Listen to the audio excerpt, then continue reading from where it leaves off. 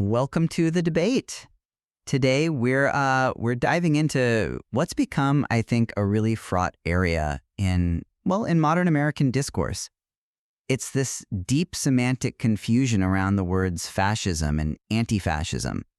I mean, these terms have they've shifted so much from their historical origins that people seem to be operating in completely different intellectual worlds now, and it's causing real problems in how we talk to each other civically. Absolutely. It feels like two different languages sometimes. Exactly. So the core question for us today is this. When we talk about fascism, should we really keep it anchored to its very specific historical, politico-economic structure, Mussolini's corporatism? Or is the way it's used much more broadly now, culturally, as a term opposing hierarchy, tradition, global power structures? Is that usage actually more useful for understanding conflicts today? A fundamental split. Right. And I'll be arguing that we absolutely need to preserve that precise corporatist definition. I think intellectual clarity, frankly, depends on it. And I'm going to approach this, a bit differently. While I get the appeal of historical precision, it's clean, it's academic, I want to really explore let's call it the utility of this newer, much broader cultural definition. Whether it perfectly matches the 1930s model or not, this is how a huge number of people actually understand and frame their opposition to power structures right now. So we have to analyze how it functions, not just judge its historical accuracy. Okay, I see the setup, but let me start by outlining why I think that historical anchor is non-negotiable. If we're aiming for political clarity, the definition of fascism isn't really optional. When you go back and look at the foundational texts, the history from the interwar period, fascism really stood on four main pillars. It was authoritarian, ultra-nationalist, militaristic, and, this is the crucial part, corporatist. Corporatism, right? This is the specific political design that really separates fascism from just any old dictatorship or tyranny. It's the idea of society as one single body, a corpus, where private companies are essentially forced to serve the state's national agenda.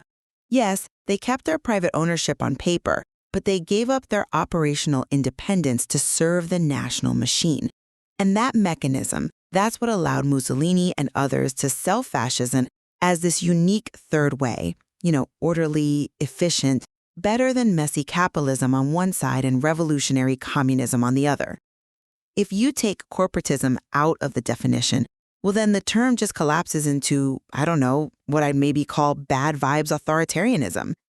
It becomes more of a moral insult than a functional political category that helps us diagnose a specific structure. Focusing only on Hitler's horrific crimes, which of course we must do morally, actually misses the specific political economic logic that made fascism appealing to millions looking for order and national renewal back in the 20s and 30s. That's a very strong case for historical fidelity, and I absolutely agree that corporatism was the unique engine, the defining feature of that interwar fascism. But the intellectual journey of this term didn't stop there, did it? It evolved precisely because the nature of structural authoritarianism seemed to change, or at least people's understanding of it did.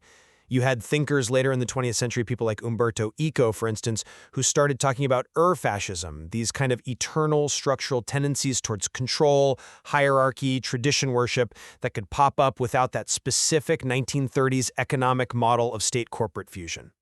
Okay, so Eco broadens it culturally. Exactly. And the modern activist definition has really latched onto that kind of thinking. It targets these very deep-seated cultural and societal structures. Things like patriarchy, borders, flags, traditionalism, even concepts like whiteness. This shift, I argue, isn't random. It reflects a real sense of urgency in society to challenge forms of power that aren't just about state control of industry, but about cultural enforcement, social norms. And for many younger activists today, this viewpoint is definitely shaped by a global perspective, often drawing, interestingly, from a kind of Maoist anti-colonial struggle lineage. So in that worldview, the primary fascist force isn't some rising state mirroring Mussolini. It's the existing global hegemon, which is often seen as America, and the structural inequalities that system upholds and exports. From that perspective, the narrow, corporatist definition just doesn't feel adequate to describe the source of the oppression they see and feel today. I understand the lineage you're tracing, but here's where I push back. I'm just not convinced that treating diagnostic precision for perceived utility is a good long-term strategy. It feels like too steep a price to pay intellectually. We have to be able to apply what I'd call the corporationism test. When we look at political movements or actors today, we need to ask, are they actually advocating for that merger of private corporate power with national state goals? Is capital being forced to serve the state's agenda? The test. Yeah, the test. Because if we ignore that core political economic structure, how can we possibly analyze threats accurately? Corporatism is what explains why major industrialists, Krupp in Germany, Fiat in Italy, why they went along with it. They kept their company names, their factories, but the strategic reins were handed over to the regime, all in the name of national greatness, order, efficiency. Without that strict category of corporatism, any strong form of nationalism, any push for cultural unity, any critique of globalism risks being mislabeled as fascism. And that, I think, makes us blind. It blinds us to the actual mechanics of genuine state-level authoritarianism when it does arise, because we've worn out the word on cultural disagreements. Okay, while I see the neatness and the historical sharpness of the corporatism test, the argument from the modern perspective is precisely that the target has shifted. The main focus isn't the state merging with industry anymore. It's the cultural and social forces that people see as propping up existing power structures. But is that fascism? Well, that's the core of the debate, isn't it? The activists would argue that the real systemic threat now is embedded in what the source material calls the normie continuum, right? This whole framework of traditional normative Western life, pride in one's nation, traditional family models, Christianity, heteronormativity, and so on.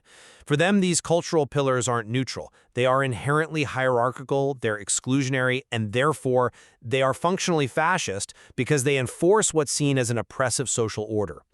So the definition hasn't just gotten wider. It's actually shifted its focus from analyzing a specific political system to analyzing what they see as a pervasive cultural system of control. And this semantic shift they believe is necessary work.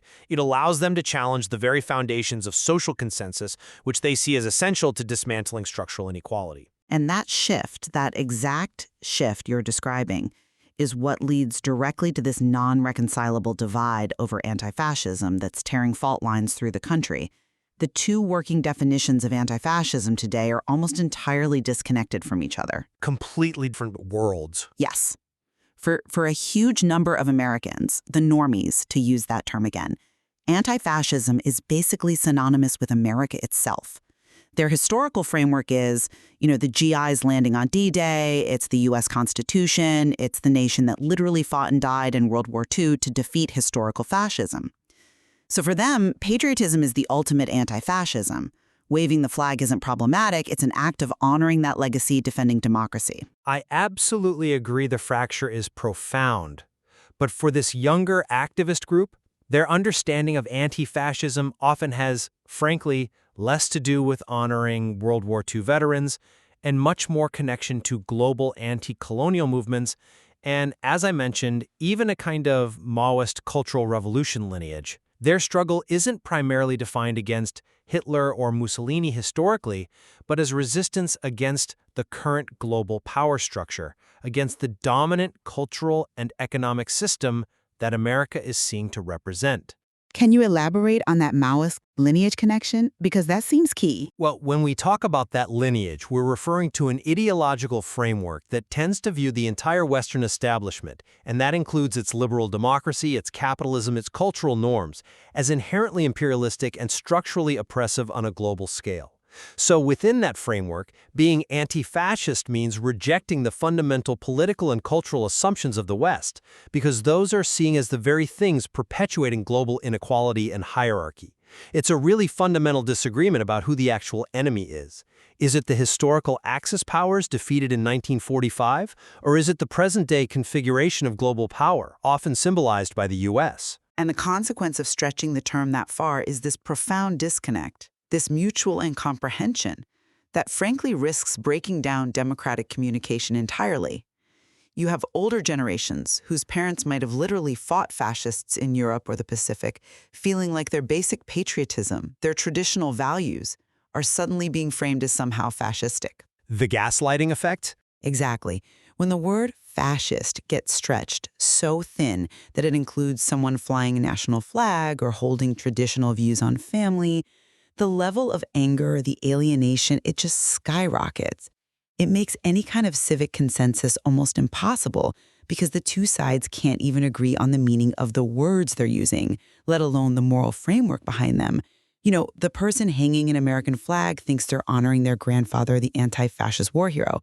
The activist looks at that same flag and sees the symbol of global hegemony and structural oppression, making the flag waver, in their view, functionally supportive of a fascist system.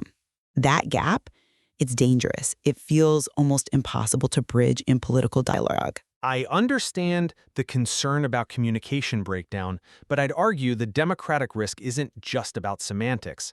It's also arguably rooted in the very real structural issues, like persistent economic and racial inequalities that maybe pushed this definitional shift in the first place, precisely because the old terms felt inadequate to address them.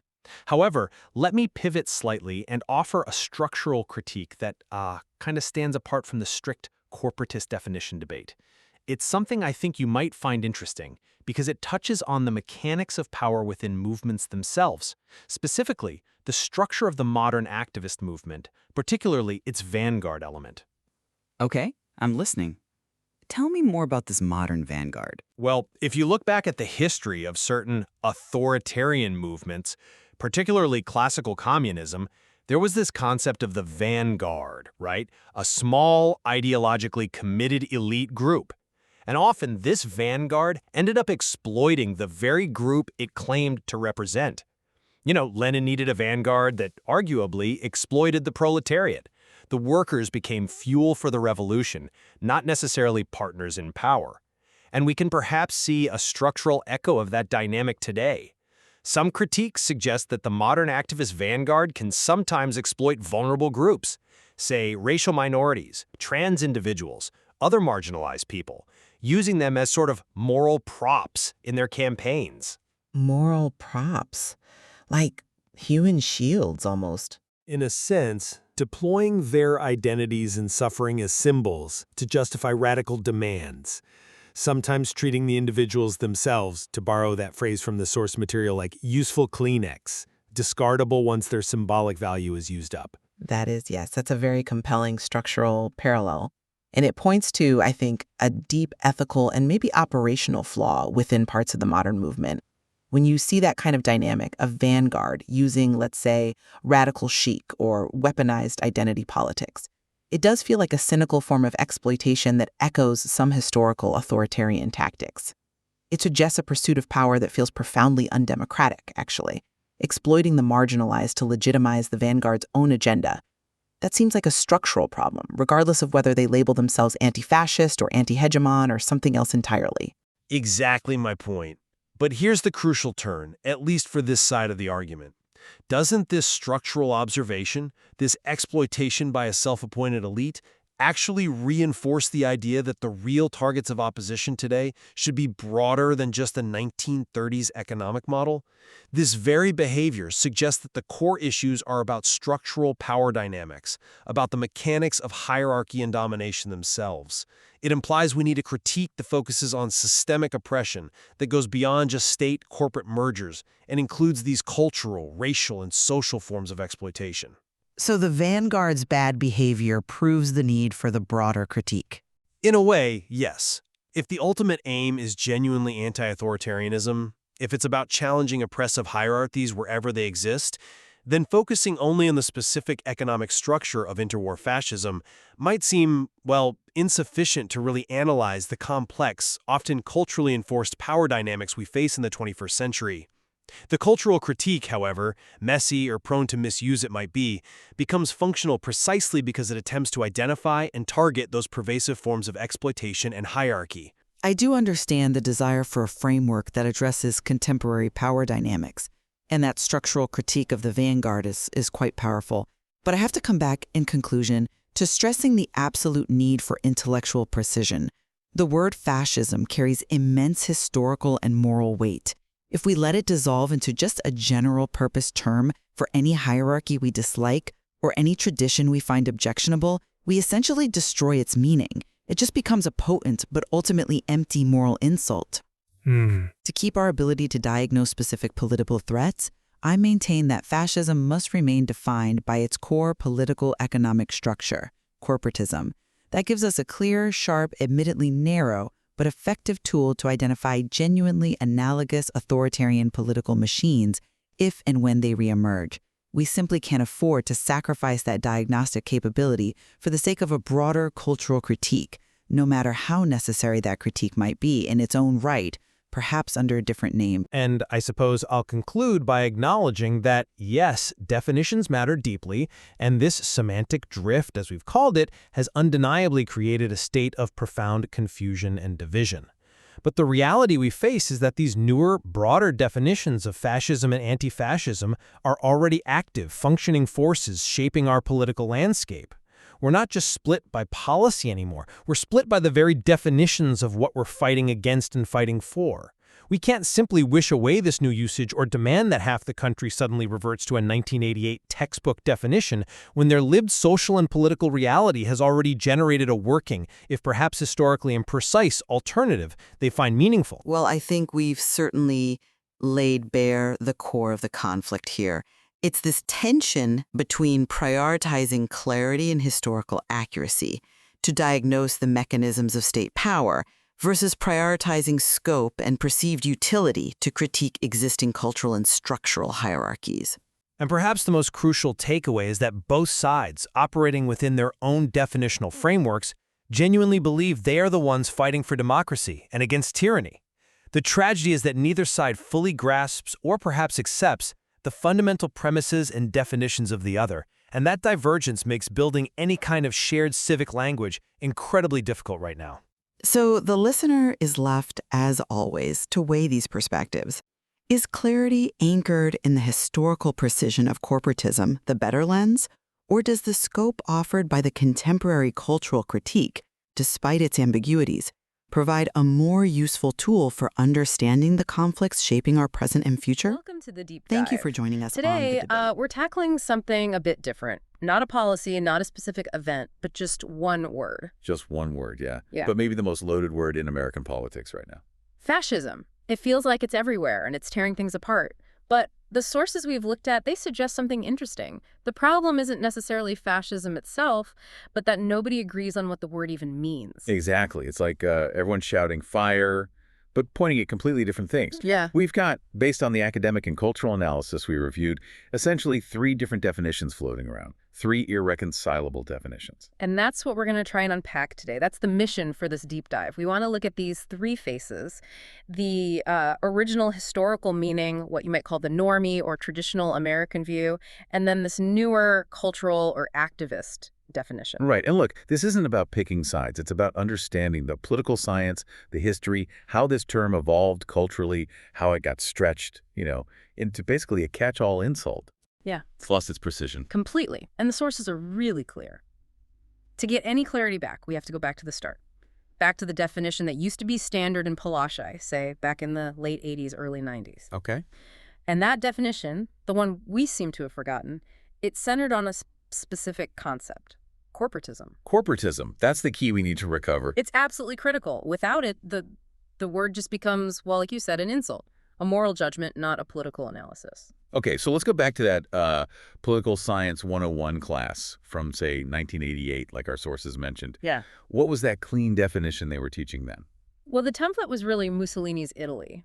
An academic saw it fitting into a specific historical box with 4 key elements. 4 elements, okay. 1, it was interwar, tied specifically to that period between World War I and World War II. Got it. Historical context. 2, authoritarian, meaning, total state control over politics, no real opposition allowed. Standard dictatorship stuff. So 3, ultranationalist. Obsessed with the nation, national glory, expansion, often based on some kind of mythic past. Okay. And 4, the crucial one, corporatist. Right, corporatist. And this is where it gets tricky, isn't it? Because today, when people hear corporatism, they immediately think of, like, Amazon or Google influencing the government, big companies. Exactly. That's the modern common usage. Right. But the historical political science term, totally different. It comes from the Latin corpus. Corpus meaning body. Precisely. The idea was to reorganize society itself, to function like one giant single body, the nation. Okay, so like an organism. Yeah. The state, led by the dictator, acts as the brain. And then every group in society, labor unions, businesses, farmers, churches, professional groups, they're all seen as essential organs. Organs within the body. Right. And these organs aren't supposed to compete or pursue their own interests. They're forced into these state-controlled structures, these corporations in the corpus sense, and they function under total state discipline, all for the supposed health and strength of the national body. So it's about enforced unity, total social discipline through organization. Why was that specific model so appealing back in the 1920s and 30s? Well, you have to remember the context. After World War I, liberal democracy looked kind of shaky, didn't it? Lots of economic chaos, strikes, political infighting. It seemed weak, inefficient. And the alternative was communism, which scared a lot of people. Exactly. Communism, with its calls to abolish private property and its violent revolution, seemed destructive. So fascism presented itself as this dynamic third way. A third way between weak democracy and destructive communism. Right. It promised the order and unity of communism, but without, getting rid of private property entirely. And it promised the dynamism of capitalism, but without the messy competition and class struggle. It looked modern, efficient, decisive. And it tapped into that ultranationalism, the promise of national rebirth, what the sources call palingenesis. That was huge. This idea of returning to a glorious, mythical past through radical, unified action now. Corporatism was the mechanism to achieve that total unity needed for rebirth. Okay, so understanding what it is also means understanding what it isn't. The sources really emphasize comparing it to the alternatives. Let's start with communism, because people mix those up constantly. Where's the bright line, according to this original definition? The bright line is really about private property and how the economy is controlled. Classical Marxism, aims to abolish private property completely. The state takes over everything. Factories, farms, the works. Right. The state literally owns the means of production on behalf of the proletariat. It's total nationalization. Okay. So how did fascism handle property differently? It seems, sneakier, maybe? You can say that. Or maybe more cynical, as one source put it. Fascism lets private individuals keep the title deeds. You still own your factory, say, your Fiat in Italy or Krupp in Germany. So you keep your wealth, your status? On the surface, yes, but it's ownership in name only. The sources call it neutered capitalism. You're not deciding what to produce based on the market or profit anymore. The state tells you what to make. Exactly. You produce what the state orders for the national plan, which usually meant weapons, gear for the military, stuff for the war machine. So the shell of capitalism is there, but the state is running the show from behind the scenes, dictating output. Pretty much.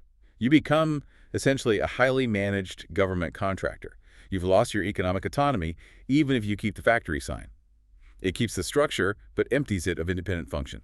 That's a really important distinction. Control without direct ownership. Okay, what about the contrast with liberal democracy? That was the system fascism was directly attacking, wasn't it? Absolutely. Liberal democracy, in theory at least, sees the government more like a referee. Setting the rules of the game, enforcing contracts, protecting rights. Right. But largely letting individuals, businesses, different social classes compete within those rules.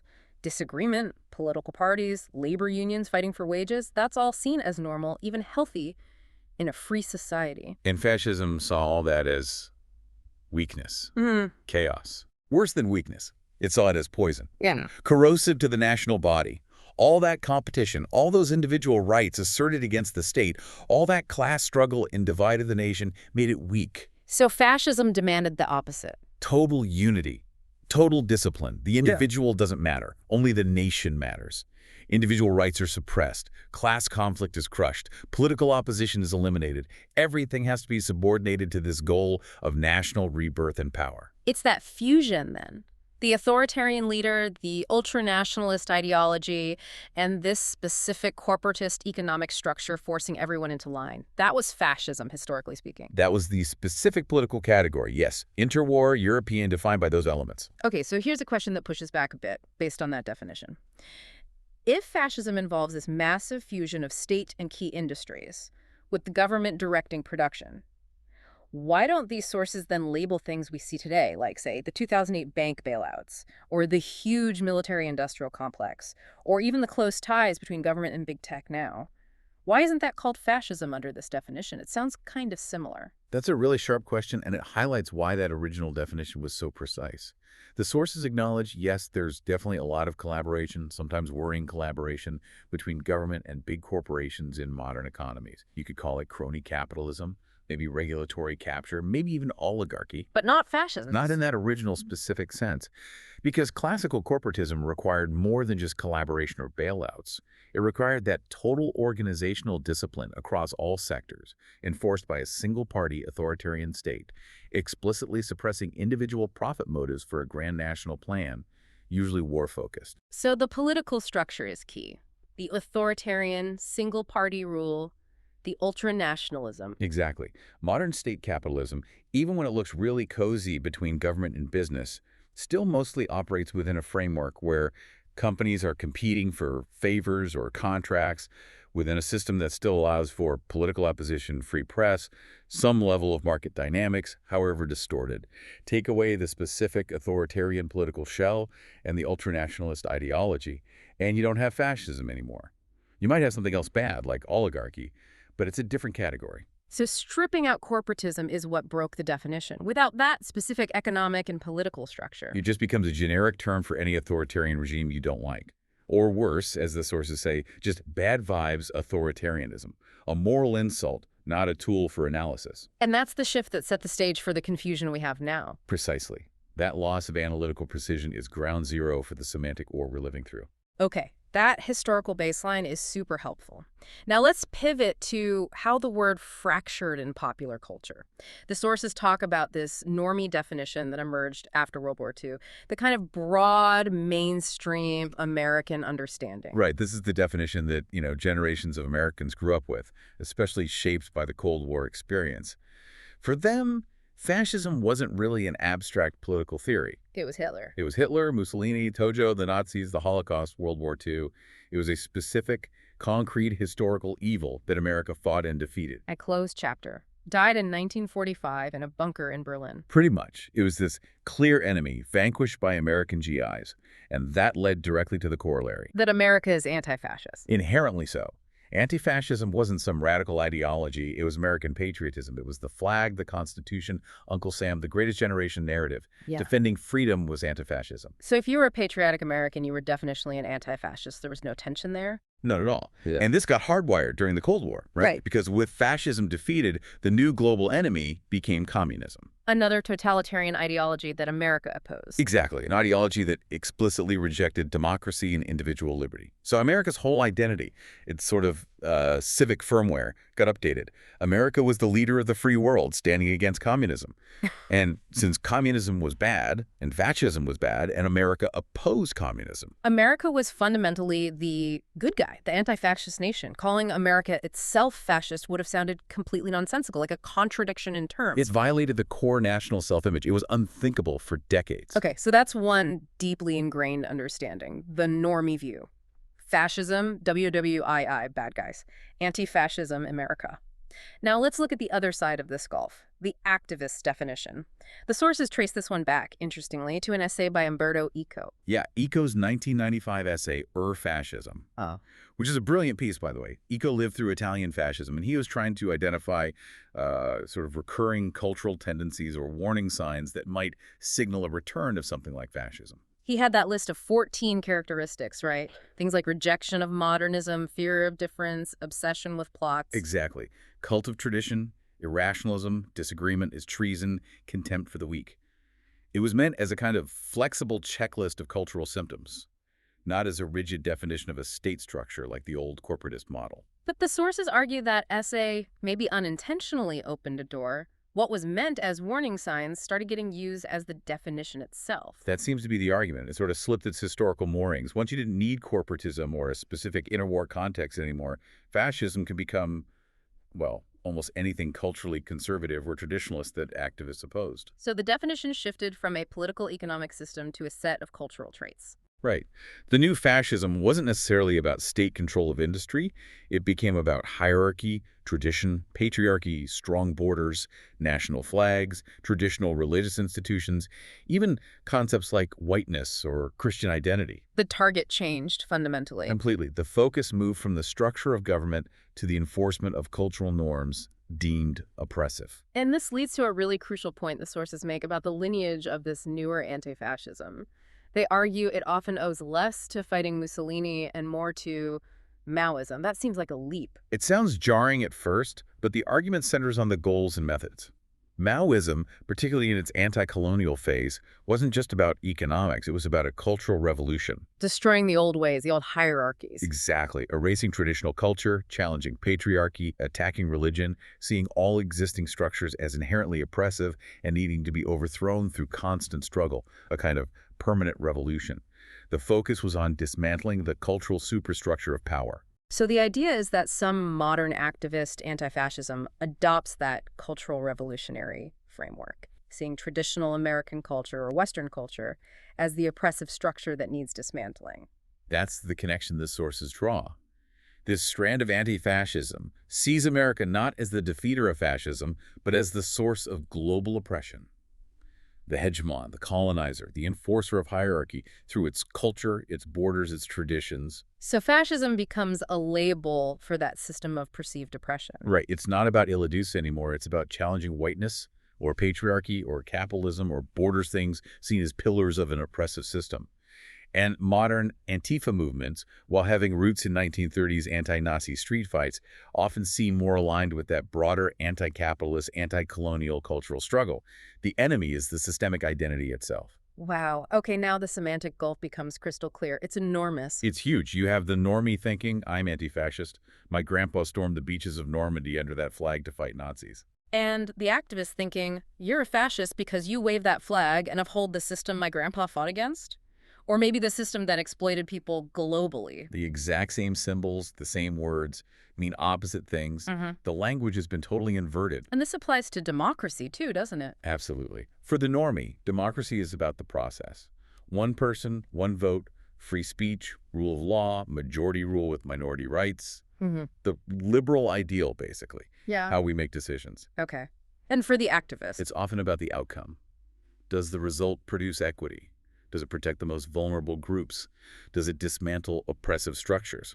If an election or a court ruling doesn't achieve those outcomes, then the process itself might be labeled undemocratic or fascist, regardless of whether the rules were followed. So one focuses on procedure, the other on results defined by social justice goals. Pretty much. And when those two definitions collide, well, you see the arguments we have today. People are using the same words, fascism, anti-fascism, democracy, but they're operating in completely different conceptual universes. They're not even having the same conversation. Not even close. It's like trying to play chess when one person thinks the pieces move normally and the other thinks the bishops are actually spaceships.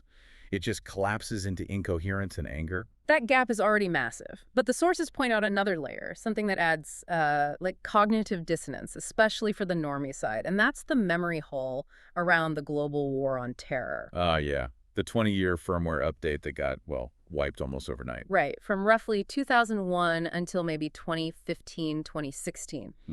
The entire national focus, the definition of us versus them, was about fighting Islamic extremism. For 2 decades, national unity, patriotism, defending freedom, it was all framed around fighting al-Qaeda, the Taliban, later ISIS.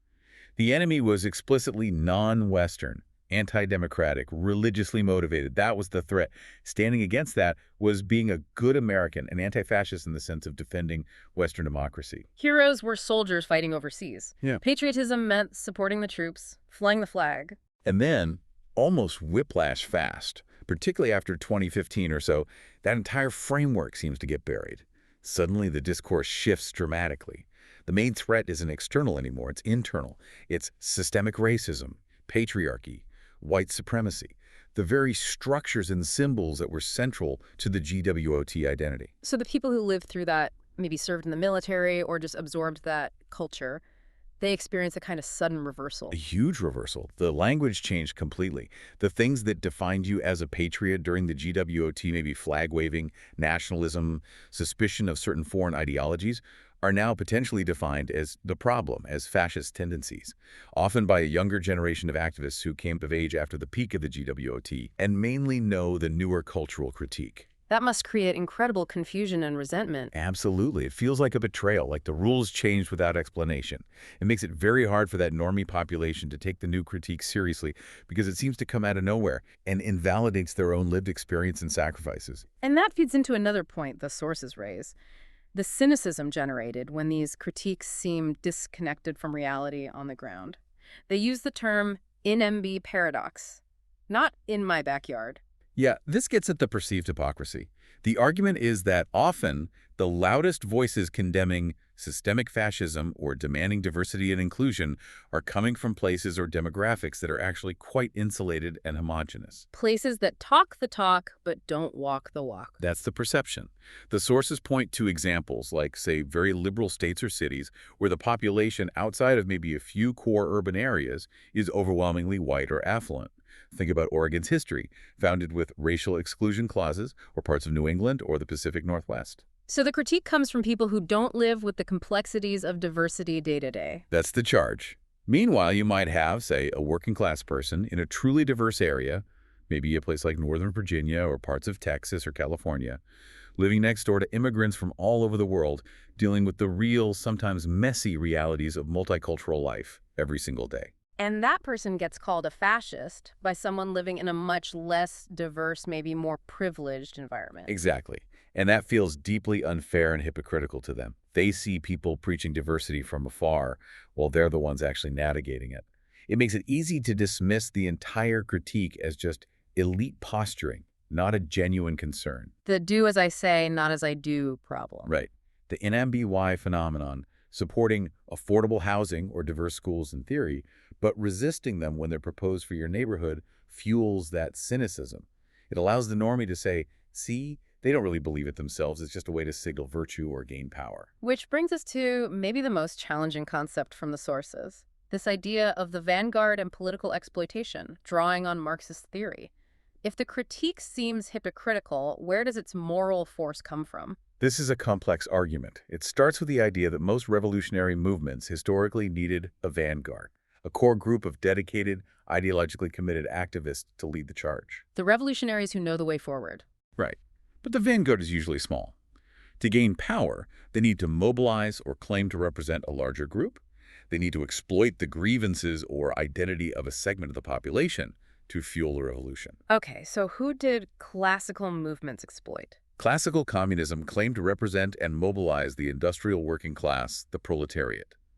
Maoism focused on the peasants and later the youth during the Cultural Revolution. And in the context of modern American activism, according to these sources, who is the exploited group? The argument is that the vanguard today, often seen as educated, relatively privileged activists, derives its moral authority and political leverage by claiming to speak for the most vulnerable and marginalized groups: racial minorities, LGBTQ+ individuals, immigrants, the disabled. So these groups become moral props. That sounds harsh. It is harsh, but that's the critique presented.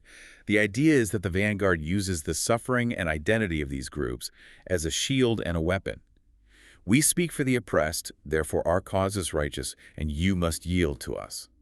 It's described as moving beyond radical chic into something more instrumental.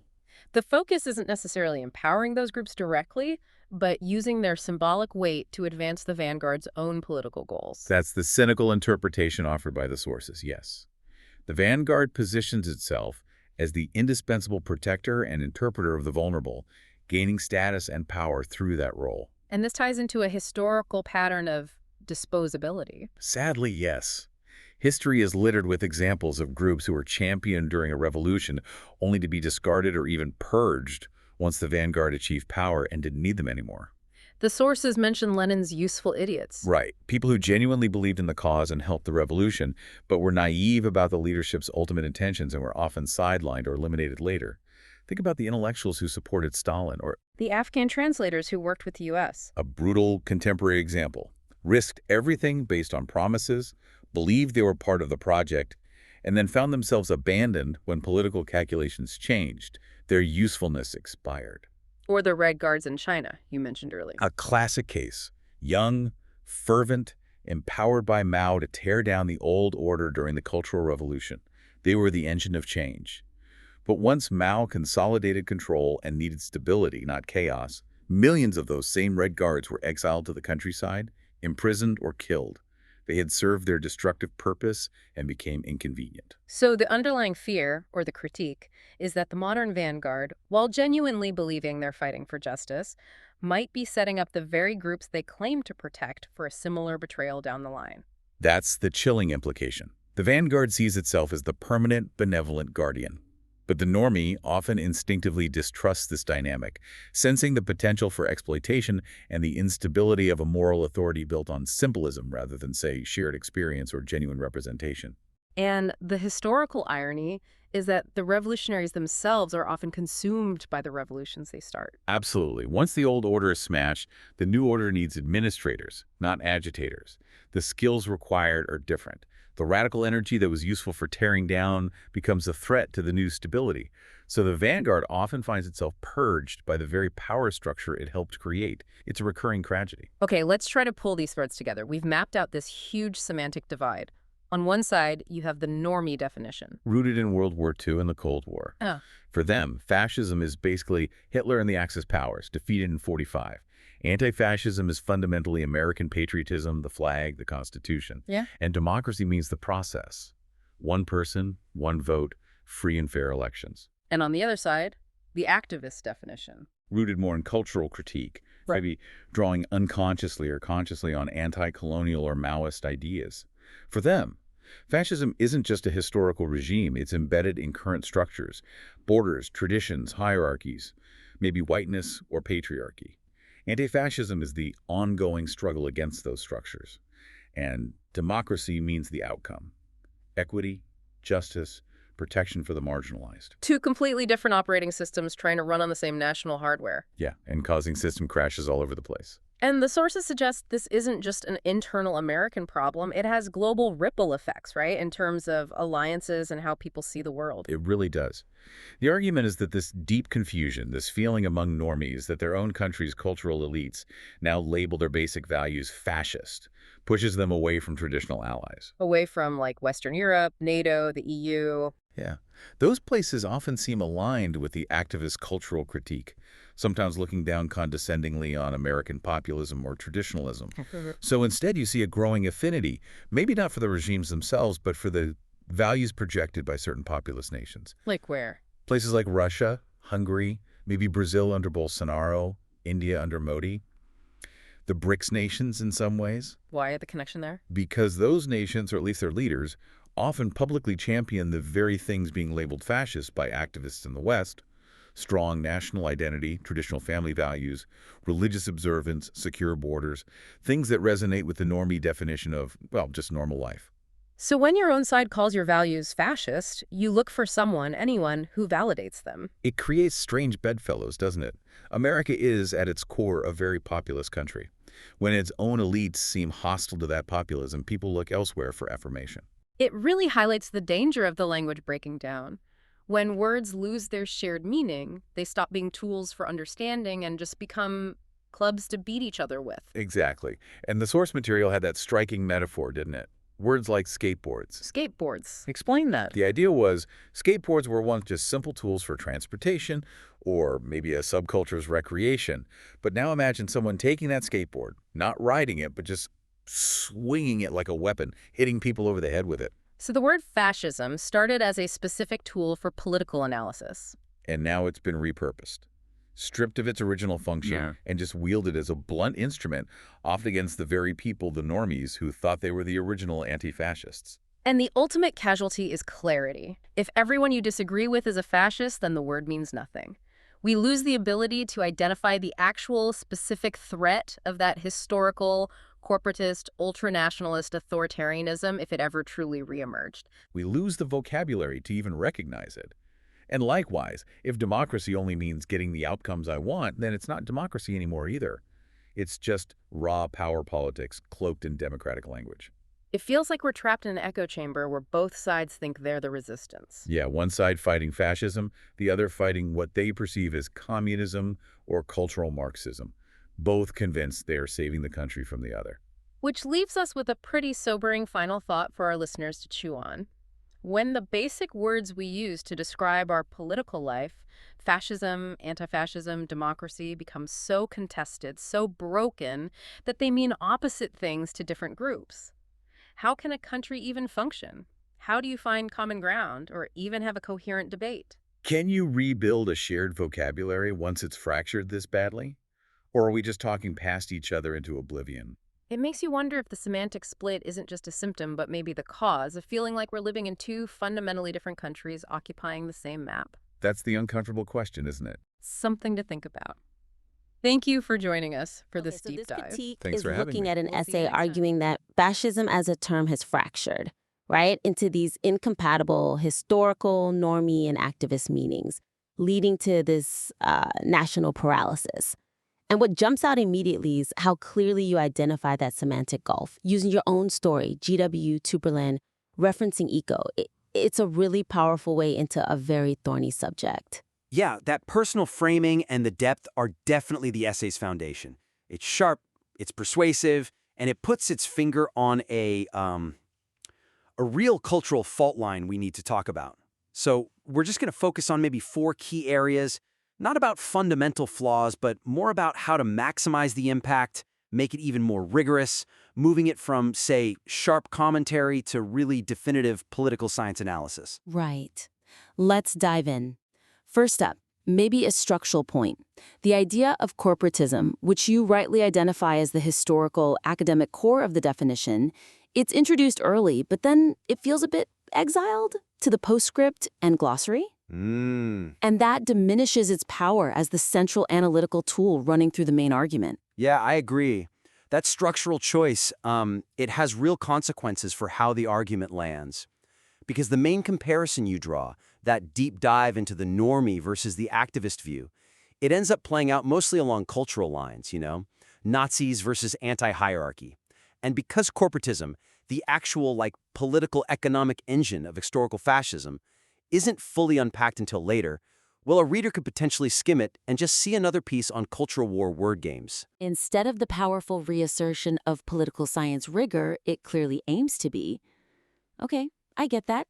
If the whole point is the word drifted away from its historical anchor, Exactly. then that anchor, the economic reality, needs to be constantly present right there, in the middle, like a fixed point we keep coming back to. Precisely. If we wait until the very end to explain that core idea, state control of private production, which is the key difference from communism, right? We've missed the chance to ground the whole thing in serious political economy from the start. It leaves the comparison between the 3 faces feeling maybe a bit too philosophical or cultural, rather than deeply rooted in political structure. So the suggestion here is really about integration. We need to weave that definitive corporatist criteria, what you call the academic face, more dynamically into the main comparison in the middle. Make it a constant benchmark, not just a footnote or an afterthought. Okay, so practically, how would that look? Well, take the section where you're describing the activist definition. You talk about how they see fascism through this lens of anti-colonial struggle, anti-whiteness, that sort of thing. Right there, you could bring in corporatism immediately for that sharp contrast. Maybe a sentence like, while activists frame fascism primarily as anti-colonial struggle, the rigorous historical analysis anchors it specifically to state control of private production, corporatism, an economic arrangement almost entirely absent from this modern critique. See? It cuts right through. Ah, okay.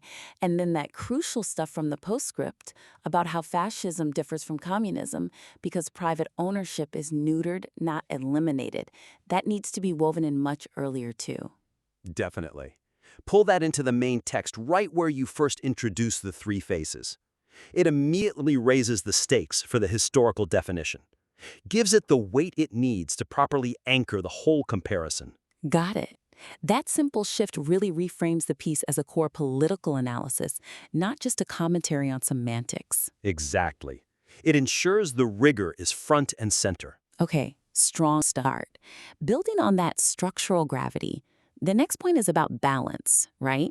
To make sure the whole critique feels logically robust, perhaps strengthening the political weight given to the normie perspective and its sort of current geopolitical side. Yes, I think that's key. The essay does a fantastic job. Really sharp work, dismantling the contradictions in the activist model. You know, the Maoist threads, the NIMBY paradox you point out, the disposable vanguard, that's all very effective. But the normie perspective, while you treat it with real empathy, Grandpa fought the Nazis, the commitment to tradition, it feels largely defined by what it reacts against. Mm-hmm. The ghost of Hitler, fear of communism, fear of radical change, it doesn't quite get the same depth of analysis when it comes to its own sort of positive political program. What it's for, not just what it's against. And that's the risk, isn't it? If we don't explore that positive program, the essay might feel slightly tilted, like it's primarily critiquing the activist view, rather than mapping three genuinely distinct and potent worldviews. Because the normie view isn't just nostalgia. It's an active global political stance right now. Right, so the recommendation is to flush that out more, develop the analysis of that BRICS populism alignment you mentioned, explore it as a real positive political project? Yeah, exactly. Thinking about sovereignty, national pride, tradition, cultural borders. What actually defines the normies' contemporary view of anti-fascism or democracy in a positive sense? Okay, so maybe expand that paragraph discussing alignment with Russia, Hungary, Poland, Brazil, India. Analyze that shared DNA not just as like an emotion, Right. but as a conscious political choice, a commitment to national sovereignty and traditionalism. Yes, and contrast that directly with the perceived liberal internationalism of the EU and NATO. You use that great phrase, an arranged marriage. Frame the normie stance as a positive political defense of the nation-state that gives it equal analytical weight and complexity. And we should probably get specific about democracy, too. How the normie view of, say, one man, one vote, one time, clashes directly with the activist focus on equity and protecting the vulnerable. Absolutely. Show why the former is seen by that group as a necessary defense against what they perceive as globalist or activist overreach. It gives that side the intellectual justification that might feel a bit underdeveloped currently. Okay, that makes the three faces feel much more balanced in terms of analytical depth. It really captures that paralysis you talk about. Precisely. It shows why the conflict is so intractable. Good. Okay, third point. This one's about maybe deepening the originality, drawing a stronger theoretical line. You suggest linking the critique of modern vanguard more explicitly to the academic concept of palingenesis, that idea of radical cultural rebirth. Yeah, I think this could be a really powerful conceptual bridge. Right now, the analysis of the vanguard being disposable, exploiting the vulnerable, the useful Kleenex idea, it draws on critiques of Marxist revolutionary cycles. Lenin, Tom Wolfe, cultural purges, which is all valid and important. But it feels maybe a little disconnected from the core argument about the meaning of fascism itself. Exactly. It's a strong critique, but how does it tie back directly to the semantic confusion around fascism? We need to connect the activist drive for, ideological purity and erasing culture back to the revolutionary core of historical fascism. And palingenesis is the theoretical tool for that. It's essentially about revolutionary cleansing, right? This mythic promise of washing away the corrupt old order, whether through racial purity or, in other cases, cultural purity, to birth a completely new, strong national body. That utopian, totalizing impulse was central to historical fascism. Okay, so the suggestion is use palingenesis as a lens to structure the discussion of revolutionary ambition, not just in historical fascism, but also in the Maoist-influenced activist model you describe. Yes. By doing that, you can frame the activist drive, erasing tradition and smashing culture to make way for a new world, that Maoist lineage, as a kind of contemporary, maybe inverted, manifestation of that same palingenic myth. It's still a revolutionary push for total, non-negotiable cultural unity, just aimed perhaps at a different enemy or ideal. But it shows a deeper, shared ideological structure between these seemingly opposed radical forces. That really does add a layer of originality. It gives the reader a more sophisticated tool for understanding these movements. So a concrete example might be linking the activist desire to be the caretakers, guardians of the vulnerable, back to that utopian nature of palingenesis. Exactly. show how both historical fascist movements and certain modern revolutionary forces imagine themselves as the sole righteous arbiters of the new body politic that needs to be born from the ashes of the old. It reframes the activist behavior not just as, say, hypocritical, but as embodying a form of utopian, cleansing radicalism that shares structural echoes with the very thing they claim to fight. That's a much deeper connection, very insightful. Okay, final point then. This one is more about flow and impact, specifically around that powerful skateboard metaphor in the conclusion. Right. It describes how symbols get emptied and repurposed. It's a great image, but maybe it could be set up earlier, foreshadowed somehow so it lands with even more force? I agree. The essay uses several really strong metaphors already. The firmware updates, ghosts versus threats, the NIMBY paradox, they all work well.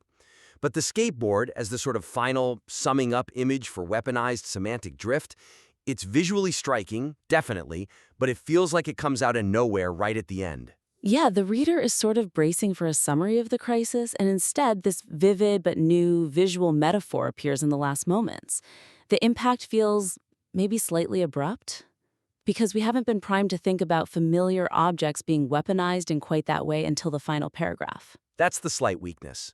So the suggestion is simply to weave that theme symbol, repurposing, weaponization, into the introduction somehow. Set a more dynamic visual tone for the whole piece, right from the start. Introduce the idea of weaponization earlier. Strategically smart for the flow. So maybe in those opening paragraphs talking about semantic drift, you could slip in the sentence that anticipates the end. Something like, the word hasn't just drifted, it's been repurposed, like a familiar tool of youth culture suddenly turned into a blunt force weapon. Something along those lines. Oh, that works perfectly. It plants the seed. It makes the final image feel earned, like the culmination of that theme. And then we just need to make sure that final statement about the skateboard being swung at the skull of America itself lands clearly as the climax of the whole emotional and semantic conflict you've described throughout, not just a sudden closing thought. Got it. Okay, so let's just quickly recap those 4 core suggestions for the listener. First, integrate corporatism much earlier and more dynamically for that historical and economic rigor. Second, balance the analysis by fleshing out the positive political program of the normie perspective, sovereignty, tradition. Right. Third, use palingenesis to connect the critique of the modern vanguard more deeply back to the historical analysis of fascism. Yes. And fourth, foreshadow or plant that powerful skateboard metaphor earlier to maximize its concluding impact. Exactly. And look, the piece is already very compelling. It's tackling something incredibly important for right now.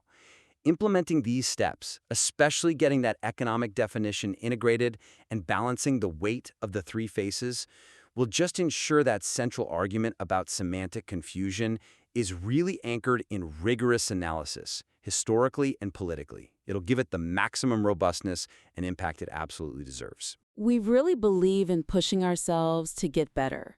We hope these suggestions are helpful, and we'd invite you to implement them, and feel free to submit the revised material on the 3 conflicting definitions of fascism. Okay, so here's the deal. We're diving into why America seems to have totally lost the plot on what fascism or anti-fascism even means.